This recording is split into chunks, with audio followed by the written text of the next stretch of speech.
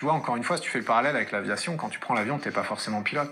Donc je pense qu'on va avoir un peu cette séparation qui se fait. Avant, tous les gars et les filles qui allaient dans l'espace, c'était leur métier. Ils y allaient pour assurer vraiment un rôle technique et scientifique et opérationnel. Maintenant, si on emmène des gens, alors c'est pas nous qui le faisons, les agences, hein, mais des acteurs privés qui emmènent des gens dans l'espace, bah tu vas voir un peu. C'est pas vous les agences, mais la station ISS, via l'ESA et la NASA, vous avez envoyé des touristes dans l'espace. Rappelle-toi Challenger 6 là qui a explosé, vous vouliez envoyer quoi dans l'espace? Une institutrice, un mec du civil, un autre mec, voilà. Tom Cruise, il avait pas prévu de venir dans la station ISS tourner une séquence d'un de ses films aussi, vous l'avez vendu dans tous les médias ça pendant des semaines. Alors, les NASA Boys, vous vous faites enfler ou pas? Je veux, mon neveu. Je veux. Deux catégories, les pilotes et un peu plus les passagers, c'est pas péjoratif, mais t'as des gars, ils s'entraînent pour ça, ils y vont, ils ont un rôle, et t'as des gars, ils y vont, ils ont moins de rôle, ils sont un peu plus passifs, et quelque part, ils sont sous la responsabilité des autres. Donc c'est comme ça que ça va se passer. Demande de vérification du tout marche bien avec. Tout marche bien avec. Vérification croisée. Oh là là. Ah, bref. Alors, quoi d'autre, Thomas? Bien avec. Reçu. Messieurs les civils, vous êtes en duplex à la télé. La phraséo, ça me fait sourire parce que tout marche bien avec, c'est mes potes parfois me parlent comme ça, tu vois, mais vraiment ironiquement.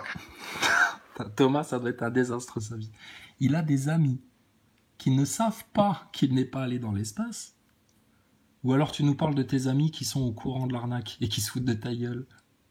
C'est-à-dire que c'est les potes de Thomas à chaque fois qu'ils le voient, tu sais, ou à chaque fois qu'il l'appelle au téléphone, allô Houston à la base, tu sais, Thomas il doit en avoir ras le cul, tu sais, le pauvre, c'est un calvaire sa vie, tu sais, tout le monde se fout de sa gueule. Ils se foutent de sa gueule en fait. C'est comme les amis de Pascal Obispo. Oh, les fans, tu sais, ils sont là, ils payent pour aller le voir en concert et tout. Ah, j'ai vu Pascal Obispo, il était à moins de 10 mètres. Ah, j'ai presque senti son odeur, son haleine pendant qu'il chantait au piano. Ah, j'étais en transe et tout. Mais bon, les mecs qui le connaissent depuis des années, ils se foutent de sa gueule, en fait. Tu vois, Laurent Baffy qui le connaît bien. Pascal Obispo, franchement, quand il le voit, il lui cire le crâne et puis il dit ça va monsieur propre, tu vois, il se fout de sa gueule en fait, il y a plus d'idolâtrie, tu vois, Thomas Pesquet, c'est ça. Thomas Pesquet, ses potes, allô, Houston à navette, tout va bien navette. Welcome on board. Et quelque part, on est un peu tes copains alors, Thomas Pesquet, parce qu'on te parle comme tes copains. Nous, on a compris l'arnaque, on se fout de ta gueule. J'espère qu'un jour tu retrouveras l'usage de tes jambes hein, quand même. Parce que putain, le vieillissement non réversible comme ça, finir en chaise roulante aussi jeune, après avoir volé en apesanteur et tout. Ah, écoute, peut-être ils auront un rôle pour toi dans Avatar. Hein. On verra. Hein. Voilà. Donc les amis de Thomas Pesquet se foutent de sa gueule. Allô Houston à tomate. Houston à tomate. How do you do?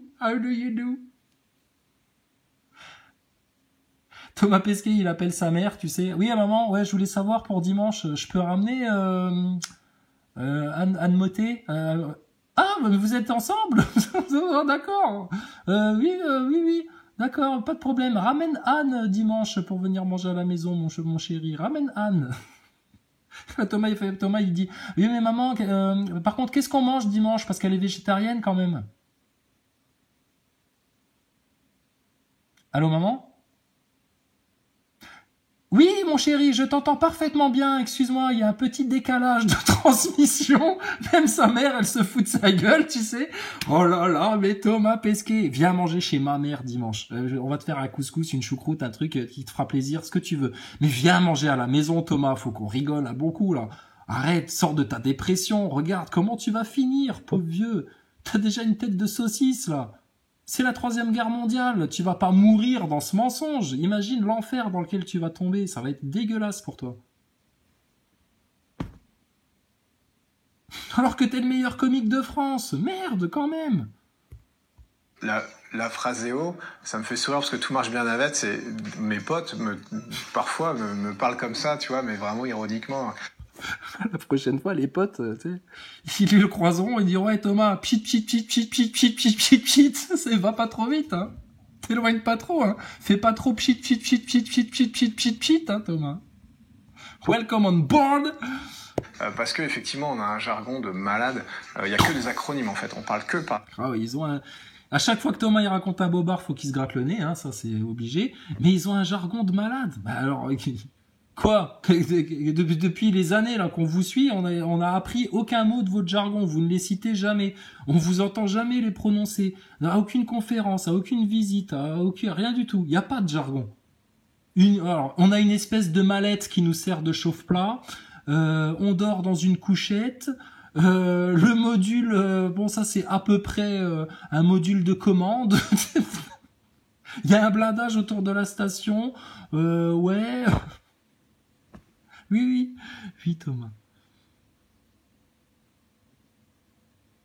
Thomas, si un jour on te croise, putain, tu vas être mal. Je m'accroche à ta jambe comme le pire de tes fans. Je te lâche pas. Avec des yeux, des cœurs dans les yeux, tu sais, comme le smiley là. Je dis Thomas, j'ai des questions, s'il vous plaît, quelqu'un filmez notre interview là, filmez notre entrevue. Thomas, je suis ton plus grand fan. Alors laisse les NASA boys, les enfants des collèges, etc. là, les journalistes et tout, c'est des gogoles, ils comprennent rien. C'est moi, ton premier fan. Je t'aime, Thomas. Alors, viens, faut qu'on discute là, d'accord? Ça suffit le mensonge. Arrête de te gratter le nez, ça se voit en plus.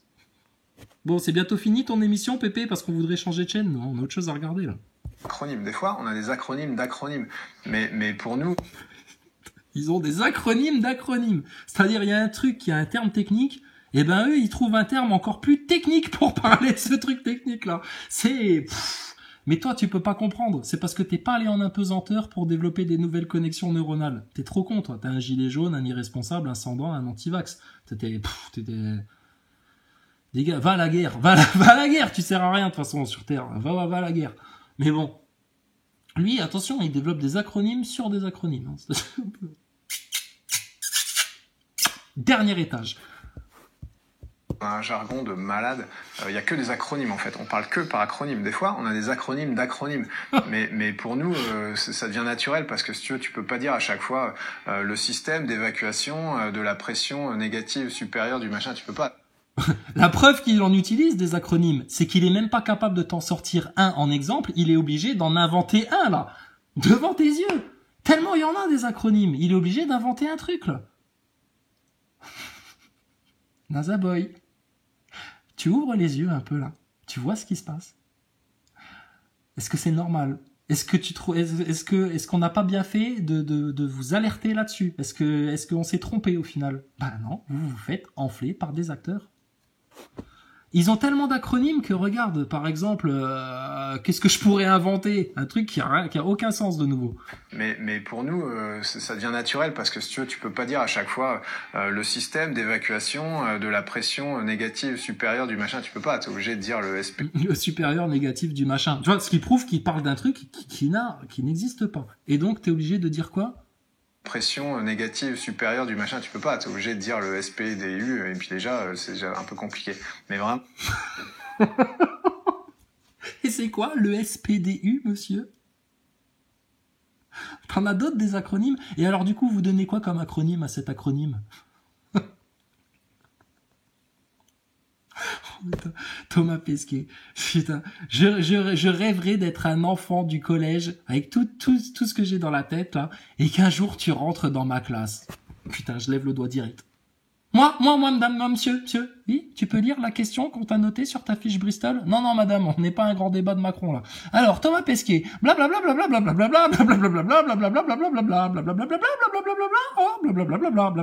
on te démonte, on te déboîte ta race. Et les NASA-boys idolâtres, on les rend dingues. Bah oui, on vous a dit que vous vous faisiez manipuler. Vous voulez pas nous croire? Vous croyez que c'est nous les fous? Bah regarde, tellement il a des acronymes, il est même pas obligé d'en inventer un. T'as vu ça? Mais pour nous, ça devient naturel parce que si tu veux, tu peux pas dire à chaque fois regarde comme c'est naturel. Le système d'évacuation de la pression négative supérieure du machin. Tu peux pas, t'es obligé de dire le SPDU, et puis déjà, c'est déjà un peu compliqué. Mais vraiment, le spatial, c'est le championnat du monde des acronymes à tel point que j'ai jamais vu une liste d'acronymes. C'est pas possible parce qu'il y en a tellement, chaque spécialité a les siennes, etc. Donc, bah voilà, malheureusement, t'écoutes la radio. Oh là là là là, comment il s'en sort de son histoire d'acronyme. Il y a tellement d'acronymes que j'ai même jamais vu une liste d'acronymes. Il y a tellement d'acronymes qu'on invente des acronymes pour parler des acronymes, et il y a tellement d'acronymes que j'en ai pas retenu un seul. Mais je suis astronaute et j'utilise ça de manière tellement naturelle que je suis obligé de t'en inventer un sur ma chaise roulante en tenant la télécommande. Mon Dieu, mon Dieu, mon Dieu, comment les gens peuvent encore se faire berner par ce genre de personnage. C'est incroyable. Incroyable. Et les NASA Boys, je découvre en direct, je le regarde en même temps que vous, là, ce truc-là. Mais ça saute tellement aux yeux. Et vous avez peut-être regardé ça, ou d'autres interviews de Thomas Pesquet, sur lesquelles on trouve autant de conneries, et puis, la bouche ouverte, là, comme des zombies, vous gobez, vous réfléchissez pas. Vous êtes mort, en fait. C'est le coma? Qu'est-ce qui vous arrive? C'est quand même pas la picouse, là, qui vous a fait ça. Qu'est-ce qui se passe dans votre tête, là? On a tellement d'acronymes qu'on les utilise de manière tellement naturelle, qu'on utilise des acronymes d'acronymes, et c'est tellement naturel que je suis obligé d'en inventer un pour finir par te dire que... Des acronymes à tel point que j'ai jamais vu une liste d'acronymes, c'est pas possible, parce qu'il y en a tellement, chaque spécialité a les siennes, etc. Donc voilà, malheureusement t'écoutes la radio, tu peux écouter sur internet, c'est en open source, en accès libre, la radio de la Station Spatiale Internationale en direct sur le site de la NASA, tu comprends rien, tu comprends. Oui, je sais. C'est comme la boîte vocale du Père Noël. T'appelles à la station spatiale avec ton système radio. Ça, c'est l'argument débile des NASA Boys. C'est oui, mais tu peux la contacter par radio et on peut écouter la station spatiale. Ah bon, tu trouves ça normal? Écoute, téléphone à un sous-marin nucléaire russe, et puis dis-leur d'être gentil avec nous aussi. Toi, tu rêves, toi. Donc, apparemment, vous allez sur les fréquences de la station spatiale et là, vous la captez. Houston à la base, Roger, US, doudou, PD, doudou, PD, pchit, que des acronymes. Toi, t'es là, tu te dis, oh putain, c'est la station spatiale, qu'est-ce qu'ils se disent? Je sais pas, c'est que des acronymes, je comprends rien. Y a pas une liste des acronymes pour qu'on puisse comprendre? Non, attends, regarde, mais c'est la station spatiale, T'as vu, on les entend bien, Houston, yes, Roger, machin, bidule. Mais c'est la boîte vocale du Père Noël, en fait, tu sais, c'est un truc qui te passe en boucle. Sur cette fréquence-là. Tu sais, des dialogues nimp. Et tu comprends rien. Mais c'est normal que tu comprennes rien, neuneu. C'est normal. Oh là là. Et le spatial, franchement, on en aura fait le tour. Open source, en accès libre, la radio de la Station Spatiale Internationale en direct sur le site de la NASA, tu comprends rien. Tu comprends rien parce que c'est que du jargon tout le temps. Tu comprends rien. C'est-à-dire qu'il te le dit d'une telle manière que lui-même, il a dû aller l'écouter et lui-même, il comprend rien. Là, vraiment, on sent que tu comprends rien, Thomas. Et tu comprends rien. Mais non, c'est toi, non. Mais là, t'as l'air de le dire comme si même toi, tu comprenais rien. C'est pas normal. Tu comprends rien. Tu comprends rien parce que c'est que du jargon tout le temps. Et il fait une tête désolée. Parce que, il fait la tête désolée parce qu'il aimerait bien comprendre, mais il comprend rien. Oh, mon Thomas Pesquet. Qu'est-ce qu'on va faire de toi? Petit sataniste. Petit manipulateur des foules. J'essaie d'être bon public parce que je trouve ça, quelque part, c'est un peu facile, évidemment, quand je veux dire, ça c'est pas bon, machin, mais faut pas bouder son... Manquerait plus que ça, tiens. Manquerait plus que Thomas Pesquet, il aille au cinéma voir un film comique sur l'espace et puis qu'il fasse, ouais, mais ça c'est pas possible, ça. Ouais, mais ça on fait pas comme ça en réalité, Ouais, mais là, ça peut pas fonctionner comme ça, Ouais, mais ça, c'est pas normal, ça. Ouais, mais ça, dans la vraie vie, on ferait pas pareil. Mais franchement, mais Thomas, mais calme-toi. Ça va plus du tout, là. Mais tu vas t'envoler sur la Lune en gonflant ta tête, juste, toi. C'est plus possible, là. L'autre.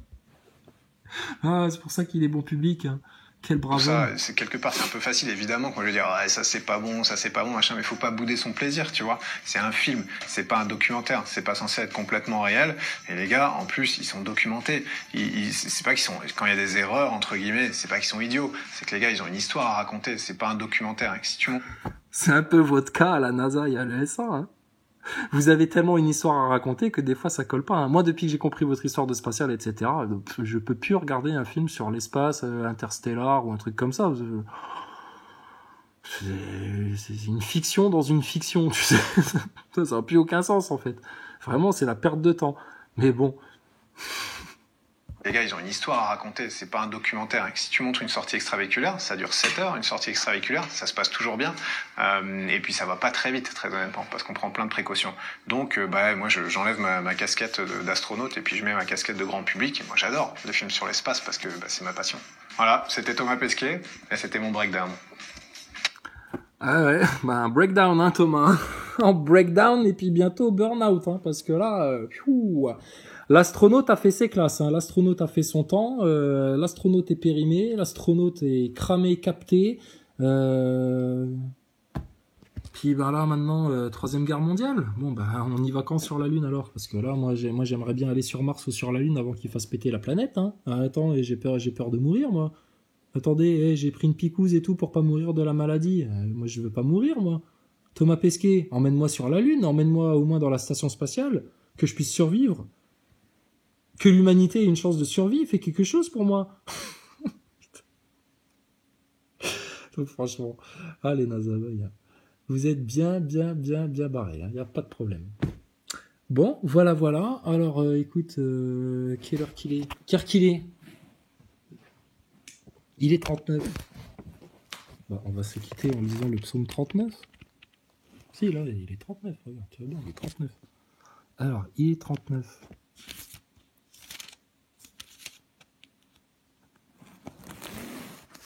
Alors, néant de l'homme devant Dieu. J'ai dit, je garderai ma route sans laisser ma langue s'égarer. Je garderai à la bouche un bâillon. Tant que devant moi sera l'impie, je me suis tu, silence et calme, à voir sa chance, mon tourment s'exaspéra. Mon cœur brûlait en moi, à force d'y songer, le feu flamba, et ma langue vint à parler. Fais-moi savoir, Allah, ma fin, et quelle est la mesure de mes jours, que je sache combien je suis fragile. Voix d'un rempart, tu fis mes jours. Ma durée est comme rien devant toi, rien qu'un souffle. Tout homme qui se dresse, rien qu'une ombre. L'humain qui va, rien qu'un souffle. Les richesses qu'il entasse, et il ne sait qu'il les ramassera. Et maintenant, que puis-je attendre, Seigneur? Mon espérance, elle est en toi. De tous mes péchés, délivre-moi. Ne me fais point la risée de l'insensé. Je me tais, je n'ouvre pas la bouche, car c'est toi qui es à l'œuvre. Éloigne de moi tes coups.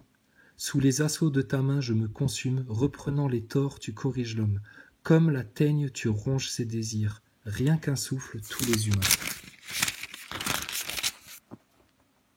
Écoute ma prière, Seigneur. Prête l'oreille à mon cri. Ne reste pas sourd à mes pleurs, car je suis l'étranger chez toi. Un passant comme tous mes pères, détourne ton regard que je respire avant que je m'en aille et ne sois plus. Le plus à craindre, c'est pas leur guerre, c'est pas leur famine, on va tous souffrir, on mourra, on aura mal, on va martyr, etc. Que le Seigneur nous préserve un maximum, mais à la limite, si on lui demande qu'il éloigne cette coupe de nous, non, que toute ta volonté soit faite, Seigneur.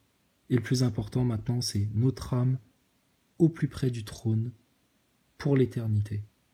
Et puis Thomas Pesquet nous aura bien fait rire, autant qu'Emmanuel Macron, autant que Rasputin Poutine, autant que Joe Robinette Biden, autant que tous ces lascars là qui ne pensent qu'à une chose, leur royaume d'ici-bas. On vous le laisse avec plaisir et amusez-vous bien.